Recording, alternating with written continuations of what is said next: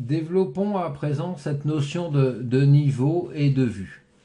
Pour comprendre cette notion de vue et de niveau, on va venir dans l'arborescence de projet, dans le chapitre vue élévation et double-clic sur élévation sud. Nous voyons ici les niveaux existants. Nous voyons niveau 0, niveau 1, niveau 2. Effectivement, dans les vues, on les retrouve ici. Alors attention de ne pas confondre les niveaux, ce que je sélectionne actuellement. Ça, ce sont les niveaux. On voit ici les niveaux et leur nom ici. Et les vues de ces niveaux. Les vues, pour expliquer un petit peu ce que c'est que ces vues, les vues, c'est quelque chose qui va passer là entre chaque niveau et qui va regarder vers le bas. Qui regarde donc, par exemple, pour la vue qui passerait là au niveau de mon curseur, qui passerait donc ici et qui regarderait vers le bas et qui donc a un nom qui s'appelle niveau 0 parce qu'elle regarde le niveau 0. Ces niveaux, nous allons pouvoir les renommer et bien sûr en créer pour créer par exemple le niveau de semelle. Pour ça, avant de créer un niveau ou de le copier, on va venir ici dans la fenêtre des propriétés et on va cocher cadrer la vue et zone cadrée visible. Ça ressemble étrangement à la fenêtre que l'on avait sur AutoCAD, les fameuses fenêtres. C'est à peu près le même principe. Ce sont ces vues-là que l'on va déposer par la suite sur nos cartouches. Pour revenir sur les niveaux, on va pouvoir prendre ce niveau-là, le niveau 0 par exemple, ou le niveau 1, et le copier ou créer un niveau. On va copier celui-ci par exemple.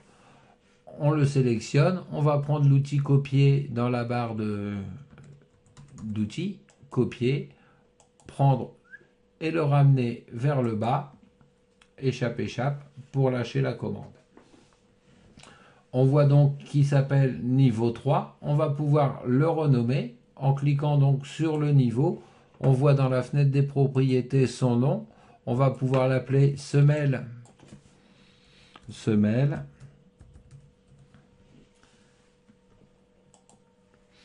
Et maintenant, on va pouvoir, donc on voit qu'on a un niveau 0 qui est bleu et un niveau semelle qui a une couleur noire. Il est noir parce qu'il n'a pas de vue de créer dans l'arborescence. Pour ça, on va créer une vue dans l'onglet Vue, Vue en plan, plan d'étage, et on voit là qu'il nous propose de créer une vue sur le niveau que l'on a créé. OK. Maintenant, nous avons bien ici le niveau semelle. Dans notre arborescence de projet, le niveau semelle, enfin la vue du niveau semelle. Je reviens ici sur mon niveau élévation sud. On va pouvoir renommer le niveau 0 rez-de-chaussée, RDC. Et là, à cette question, attention de ne jamais cocher ça pour ne plus que les messages s'affichent. Parce que des fois, il faut répondre oui ou des fois répondre non. Donc attention, quelles que soient les fenêtres de Revit, évitez de cocher ça. Voulez-vous renommer les vues correspondantes? Oui, ça peut être intéressant d'avoir une vue qui nous parle de quel niveau elle regarde. Donc oui. Donc effectivement, maintenant, j'ai mon niveau rez-de-chaussée et une vue qui me dit qu'on regarde le niveau rez-de-chaussée. Maintenant que l'on a créé nos niveaux, alors on pourra toujours, dans élévation sud, venir changer l'altimétrie de nos niveaux. Ici, mon niveau semelle, je vais changer l'altimétrie et passer à moins 1,20 m par exemple. Voilà. Maintenant, on va revenir sur notre niveau plan de masse et on va pouvoir créer des quadrillages qui seront nos traits d'axe pour nos murs, nos fils d'axe. Pour ça, dans l'onglet Architecture, à droite dans le ruban, nous avons ici Quadrillage. On clique sur Quadrillage et je vais tracer donc des droites. Alors, pour être en ortho ou polaire, pour bloquer ne pas être en polaire, on peut appuyer sur Shift, ce qui nous bloque en ortho. D'accord? Crac. Donc, j'ai créé le premier quadrillage. Alors, on voit qu'il m'a pris des numéros. Je vais recommencer. Tac. Donc, ici, par rapport au premier numéro, je vais mettre 1. Et donc ensuite ce quadrillage, eh bien, je vais pouvoir le copier.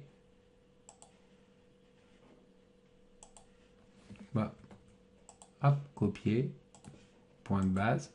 Ok. Il s'appelle 2 et je vais pouvoir en créer d'autres. Architecture, quadrillage.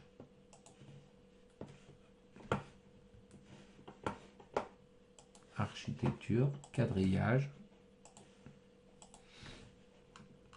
Je vais l'appeler A, comme ça, le suivant, quand je vais le copier, A, pardon, A, comme ça, quand je vais le copier, il s'appellera B automatiquement. Voilà, j'ai mes quadrillages, 1, 2, A et B. Je vais pouvoir mettre des cotations pour savoir un petit peu, avoir une notion de distance quand même entre mes murs. Ici, donc, j'ai l'outil cotation alignée. On en a parlé au début dans la présentation. On a ici l'outil de cotation alignée également, hein, cote alignée. Et donc, je vais pouvoir mettre une cotation entre les quadrillages. Donc, un clic à chaque quadrillage et je clique dans le vide pour poser la cotation. Maintenant, pour avoir des notions de distance, ben là, je vois que j'ai 26 mètres, ça fait peut-être un peu beaucoup. Je vais donc cliquer sur le quadrillage que je veux bouger et utiliser ma cotation. Je vais passer peut-être à 15 mètres pour la longueur de mon projet. Et pareil pour la largeur, 17 mètres, ça fait peut-être beaucoup. Je vais passer à 8 mètres. Donc, j'aurai un projet qui fera environ 8 mètres par 15 mètres. Je peux venir déplacer mes quadrillages. Je vais prendre celui-là et celui-ci. Et donc déplacer pour que mon projet soit à peu près au centre de mes vues. D'accord, j'ai mes 4 vues en élévation ici. Alors les quadrillages, vous allez voir, ça se voit également dans les vues d'étage. Et si jamais je voulais copier mes cotations qui sont sur ma vue plan de masse, ces cotations-là, ben je peux les sélectionner, CTRL, aller ici dans l'outil, on ira souvent dans cet outil-là, copier dans le presse-papier, et venir les coller, aligner sur les vues sélectionnées sur ma vue plan d'étage rez-de-chaussée, ok. Comme ça, maintenant, sur ma vue rez-de-chaussée, j'ai également mes cotations. Voilà, nous avons mis les principales choses pour pouvoir commencer notre projet, les niveaux, les quadrillages. Nous allons pouvoir modéliser les murs de soubassement. Ça sera le propos de notre prochaine vidéo.